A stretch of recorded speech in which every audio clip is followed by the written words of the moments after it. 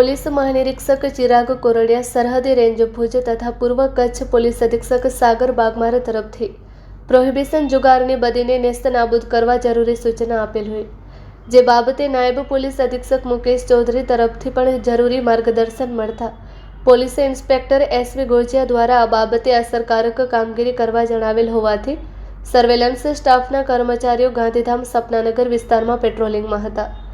તે દરમિયાન મળેલ બાતમી હકીકત આધારે સપનાનગર વિસ્તારમાં દરોડો પાડી વિદેશી દારૂના જથ્થા સાથે એક ઈસમની ધરપકડ કરી છે. પેટ્રોલિંગ દરમિયાન મળેલી ચોક્કસ બાતમીના આધારે પોલીસે મકાન નંબર E53માં દરોડો પાડ્યો હતો.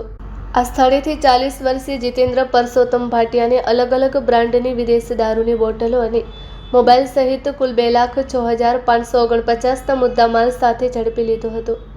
આ જથ્થો પૂરો પાડનાર રાજસ્થાનના યોગેશ સામે પણ ગુનો નોંધી આગળની કાયદેસરની તપાસ હાથ ધરાઈ છે.